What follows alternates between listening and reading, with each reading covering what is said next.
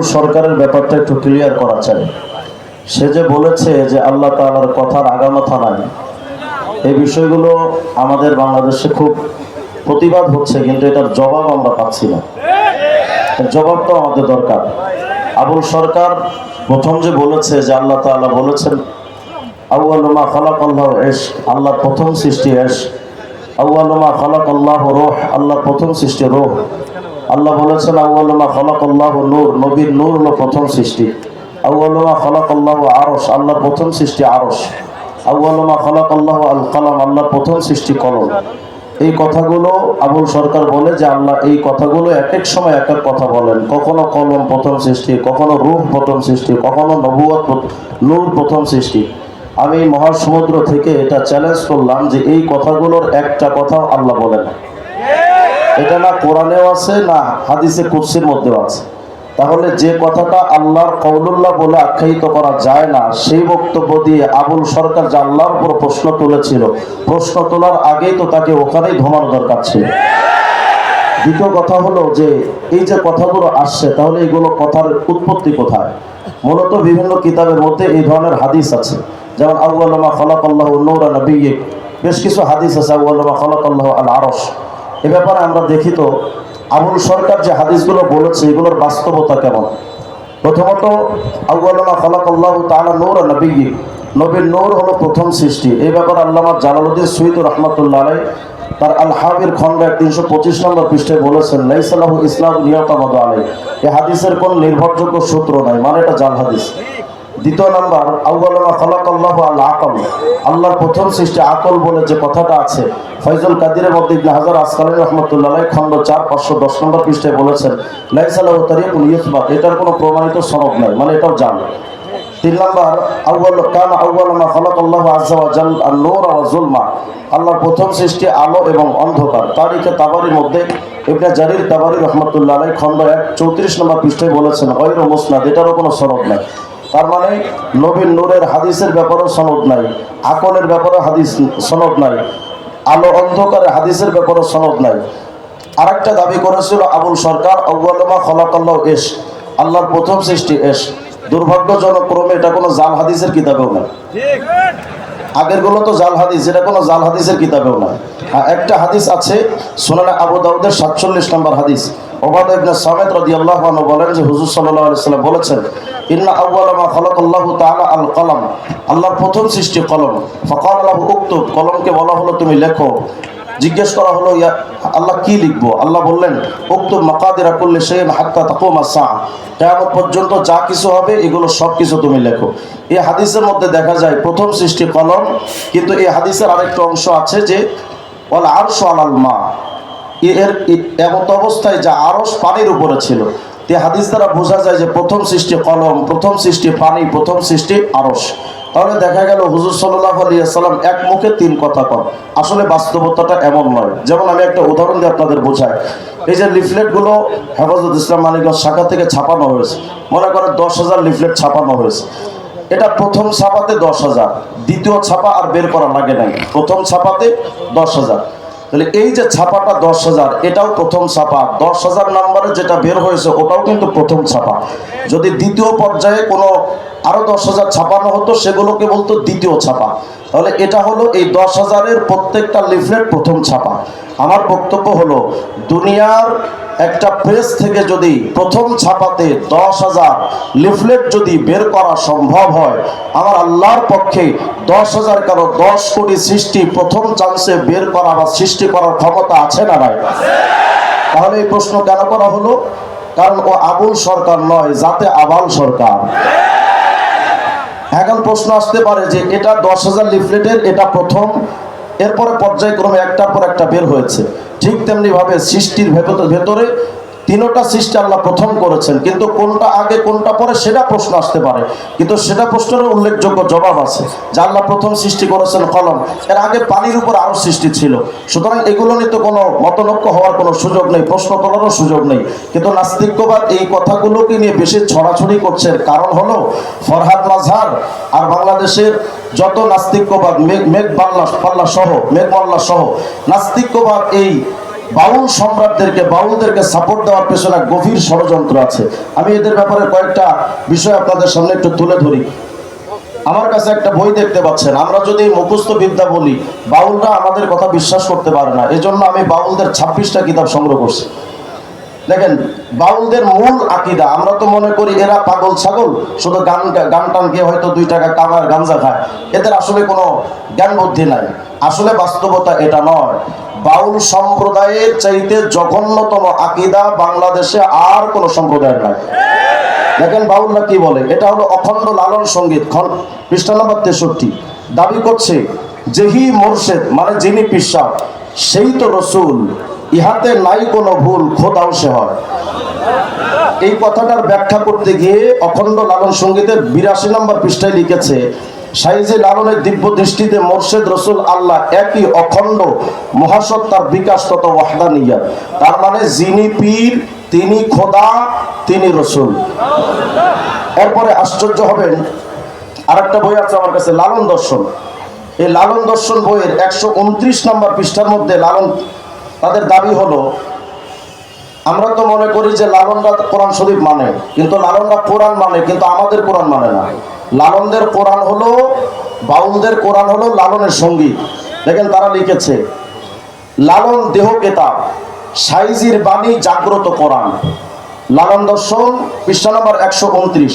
এটা এখানে স্পষ্ট করে বলছে যে লালন দেহ কিতাব, সাইজির বাণী তথা লালনের বাণী জাগ্রত কোরআন।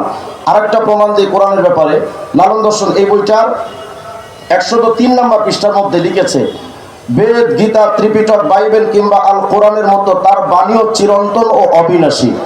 আরেকটা প্রমাণ, অখণ্ড লালন সঙ্গীতের পৃষ্ঠা নম্বর 81 দাবি করছে,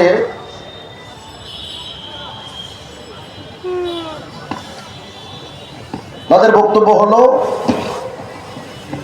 ফকির লালন শাহী মুক্ত ছন্দ মহাসমুদ্রের মতো চির প্রবাহমান সত্য, যা অখণ্ড এবং সর্বব্যাপ্ত কোরআন। তার মানে লালনদের, বাউলদের মূল থিম হলো লালনের গানগুলো, তার বক্তব্যগুলো হলো কোরআন। আগে বক্তব্য থেকে জানলাম যে তাদের দাবি হলো যে লালন তথা যত গুরু আছে পৃথিবীতে, সমস্ত পীর এবং গুরুরা হলো আল্লাহ এবং রসুল। আশ্চর্য হলেও সত্য, লালনদের আরেকটা বক্তব্য হলো, আমরা তো মনে করি শুধু গুরুদেরকে ওরা খোদা মনে করে। এই লালন দর্শন বইয়ের 103 নম্বর পৃষ্ঠার মধ্যে গিয়ে তারা লিখছে, লালনকে কোনো ঐতিহাসিক ব্যক্তিত্ব রূপে ধরে নিয়ে আমরা এগোতে পারি না। আমাদের কাছে তিনি চিরন্তন, শাশ্বত এবং মূল সত্তা, মানে লালনই খোদা।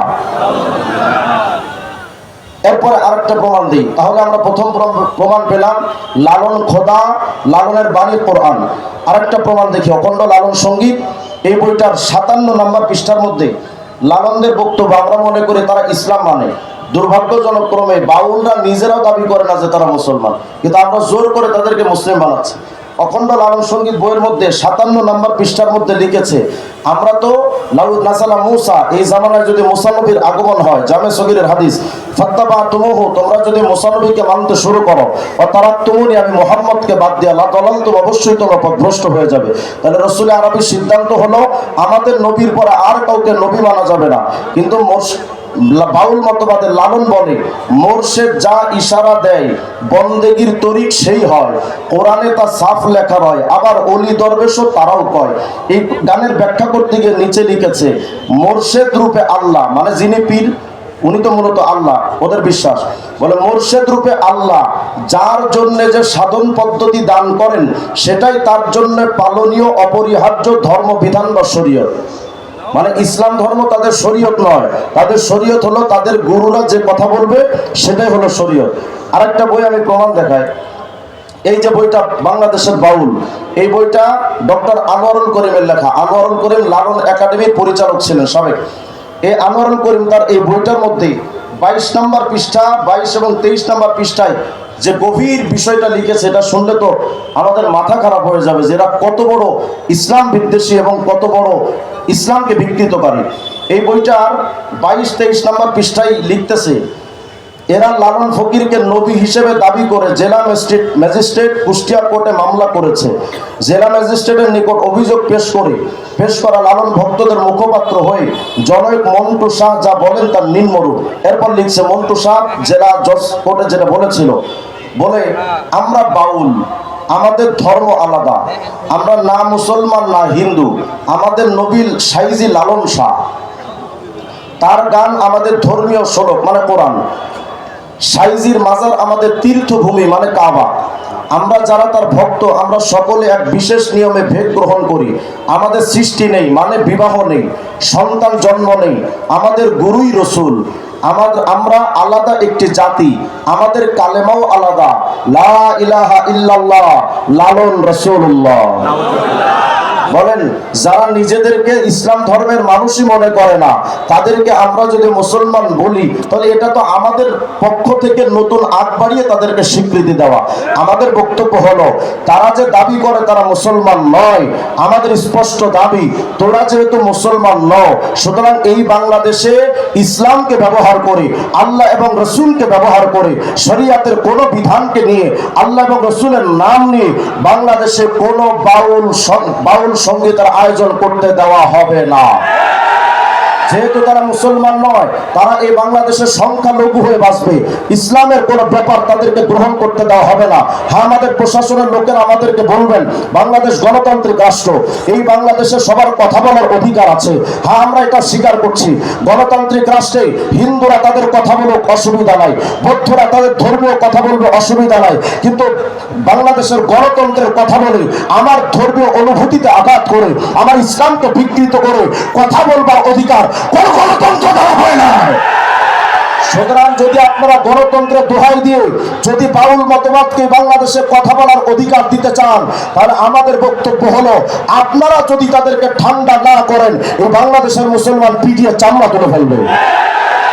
আর আশ্চর্য আর একটা তথ্য দিয়ে আমি শেষ করবো যেহেতু সময় কম। আমরা তো মনে করি বাউল মতবাদের লোকেরা মনে হয় ইসলাম প্রিয়। দেখেন বাউলদের ইসলাম বিদ্বেষটা কত মারাত্মক। এটা হলো মহাত্মা লালন বই, এই বইটার 118 নম্বর পৃষ্ঠার মধ্যে লালনের একটা গান লেখা আছে।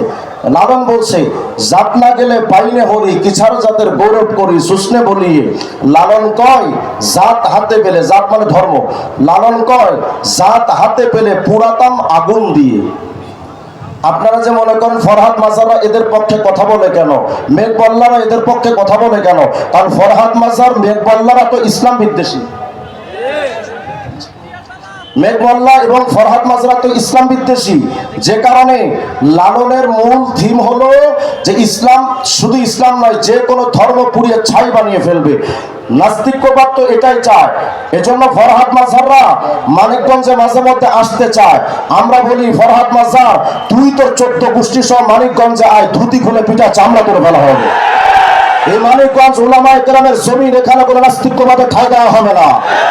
আর আশ্চর্য ব্যাপার দেখেন লালন দর্শন আরেকটা বই, এই বইটার 104 নম্বর পৃষ্ঠার মধ্যে লালনরা ইসলাম ধর্মের ব্যাপারে কত মারাত্মক অবস্থান রাখে। দেখেন তারা বলছে অধার্মিকতা, খুব ভালো করে শোনেন এই অংশটা, অধার্মিকতা বা ধর্ম নিরপেক্ষতাই মানবের বন্ধন মুক্তির একক উপায়, মানে ধর্মহীনতাই মানুষকে শান্তি দিতে পারে। অথচ সূরা তাহার 104 নম্বর আয়াত 124 নম্বর আয়াত ওমান আরাদা আন যিকরি ফাইন্না লাহু মাঈশাতান যানকা, কোরআনের আইন থেকে যদি এক চুল পরিমাণ কেউ সরে যায় তার জীবনটাকে আল্লাহ নরক বানিয়ে ফেলবেন।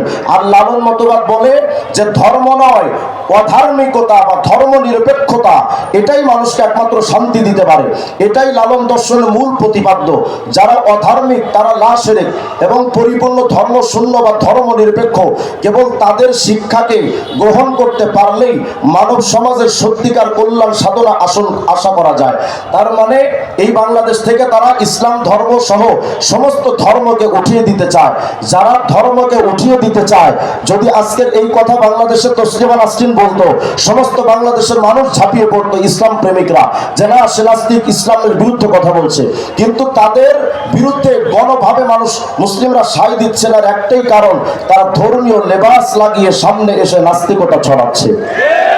এবার আশ্চর্য দুই একটা নোংরা কথা বলবো আমি। আমি মুরব্বীদের কাছে ক্ষমা সুন্দর দৃষ্টিতে দেখার জন্য বলছি, কারণ এটা না বললে হবে না। বাংলাদেশের বাউল একটা বই, এই যে বইটা ডক্টর আনোয়ারুল করিমের লেখা, এই বইটা 24 নম্বর পৃষ্ঠার মধ্যে লালনদের মূল থিম তারা এখানে লিখে রেখেছে। দেখেন 24 নম্বর পৃষ্ঠা, দেহবাদের আড়ালে সমাজে যৌনচারমূলক কর্মকাণ্ডকে এক শ্রেণীর মানুষ ধর্মীয় চেতনা হিসেবে লালন করে আসছে, মানে বাউলরা। এই চ্যাপ্টারটা বাউলদের নিয়ে লেখা। এরা সমাজের বিবাহ বন্ধনকে অস্বীকার করে, নারী পুরুষের একত্রে মেলামেশা বসবাসকে লিভ টুগেদার দর্শন হিসেবে অনুসরণ করে আসছে। আমরা সবাই জানি লিভ টুগেদার সিস্টেম এটা নাস্তিক্যবাদের, অর্থাৎ নারী পুরুষ একসাথে খোলামেলা চলতে পারবে, এই দর্শনটাই লালন করে বাউল সম্প্রদায়। এরপরে আশ্চর্য হবেন, এই বইটার 408 নম্বর পৃষ্ঠার মধ্যে 408 নম্বর পৃষ্ঠার মধ্যে যেটা লিখেছে, কোন রুচিসম্মত মানুষের পক্ষে বাউল সাধনাকে, বাউল মতবাদকে সাপোর্ট করা সম্ভব নয়। দেখেন তারা লিখছে, আমাকে মাফ করবেন এই কথা পড়ার জন্য, বাউলদের মধ্যে সর্বরোগ থেকে মুক্ত হওয়ার জন্য চারি চন্দ্র অর্থাৎ মল, মূত্র, রস, বীর্য মিশ্রণে এক প্রকার পদার্থ তৈরি করে তা প্রেম ভাজা নামে ভক্ষণের রীতি বাউল সমাজে আছে। তার মানে তারা মনে করে মহিলাদের পায়খানা, পেশাব এবং রস মানে স্রাবের পরে বা উত্তেজনার সময় যে মজিটা বের হয়, এটা এবং মণিবীর্য, এই চারটা জিনিসের সমন্বয়ে একটা খাবার তৈরি করে, এটার নাম হলো প্রেম ভাজা। এই প্রেম ভাজা খাইলে তাদের আর কোনো রোগ ব্যাধি হয় না। এই চারিচন্দ্র সমগ্র শরীরে কপালে, বুকে, পিঠে, মাথায় মর্দন করাও হয়ে থাকে। স্বীয় প্রস্রাব মাটিতে মিশিয়ে তা কপালে বা গায়ে মাখলে মাথা ব্যথা, গা ব্যথা এবং জ্বরাদির উপশম হয়। বাউলদের মধ্যে এমন ধারণা আছে, শুক্রকে স্খলনের মুহূর্তে ঊর্ধ্বে উঠাতে সক্ষম হলে অজর যৌন লাভ সম্ভব হয়। চারিচন্দ্র অর্থাৎ মলমূত্র, রস, বীর্য একত্রে মিশে গায়ে মাখলে চর্মরোগ হয় না। আমরা বলেন শরীরের চর্মরোগ তোরা নিভাতে গিয়ে ইমানে চর্মরোগ বানায় ফেলছে। এরপরে বাউলদের মূল থিমের মধ্যে অসংখ্য বিষয় আছে, যেমন তাদের মূল আদর্শ হলো আল্লাহর ধ্যানে সেজদা করা নয়, আল্লাহর পূজা করা নয়, তাদের মূল টার্গেট হলো গুরুকে সাধনা করা, গুরু ভজনটাই হলো তাদের মূল টার্গেট। তারা এ ব্যাপারে বিশদ লম্বা আলোচনা করেছে। তাদের অখণ্ড লালন সঙ্গীত বইয়ের 57 নম্বর পৃষ্ঠার মধ্যে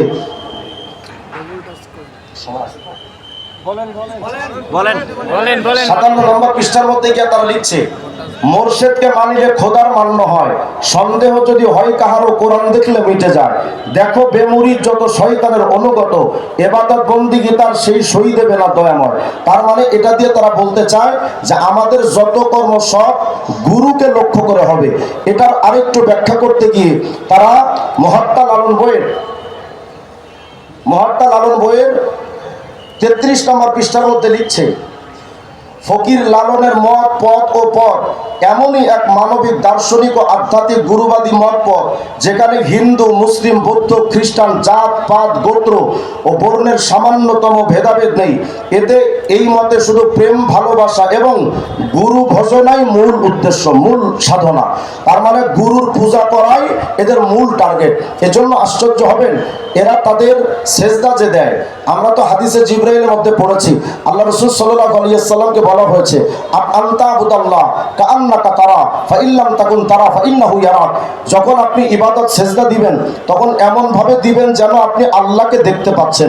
এটা যদি ইমানে না কুলায়, অন্তত এটা মনে রাখেন যে আল্লাহ আপনাকে দেখতে পাচ্ছে। তাহলে আমরা যখন সেজদা দিব কল্পনা করব কাকে? আল্লাহকে। এরা দেখেন বাউল সাধনা নামক বইয়ের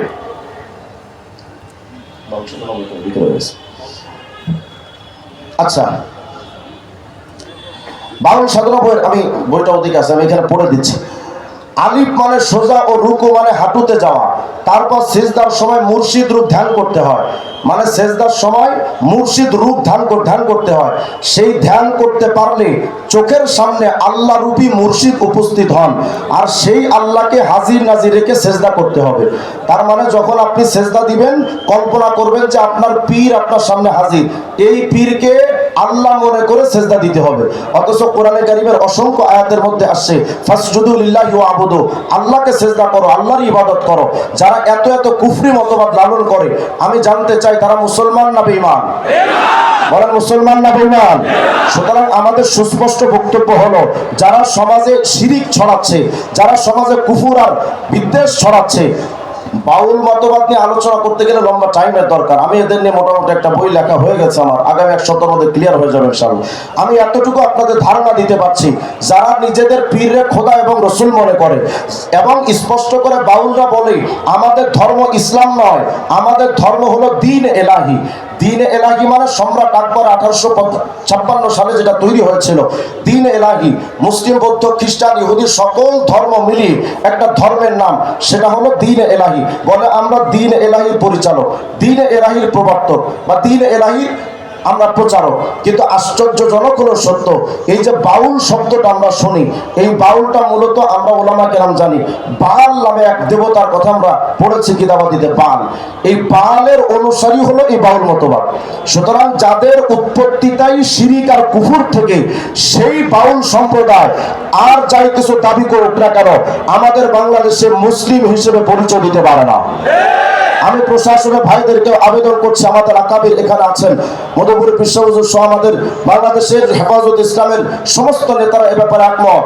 বাংলাদেশে আজকের পর বাংলাদেশের কোন জায়গায় বাউল সম্প্রদায়ের ইসলামের নাম দিয়ে, শরীয়ত মারিফতের পালা নাম দিয়ে বাংলাদেশে আর কোনো প্রোগ্রাম ওদের হতে দেওয়া হবে না। যদি প্রশাসনের লোকেরা আপনারা তাদেরকে বাধা দিতে ব্যর্থ হন, তাহলে আমি এই মুসলিম জনতার কথা আপনাদের শোনা যাচ্ছি। এখানে অনেক মুসলমান যুবক আছে যাদের মাথায় টুপি নাই, মুখে দাড়ি নাই, গায়ে পাঞ্জাবি নাই, হয়তো তারা ইসলামের চর্চা পরিপূর্ণ করে না, কিন্তু আল্লাহর কসম করে বলি, এই প্রত্যেকটা যুবকের মধ্যে এক হৃদয়ের অগ্নিস্ফুলিঙ্গ তাদের ভিতরে লুকিয়ে আছে। যদি ইসলামের বিরুদ্ধে কোনো কুফরি শক্তি, কোন নাস্তিক্যবাদ ইসলামের উপর যদি আঘাত করে, ওই যুবকদের ইমানি যদি আগুনটা যদি একবার বিস্ফোরণ হয়, প্রত্যেকের পানিকে ঠান্ডা করতে পারবে না।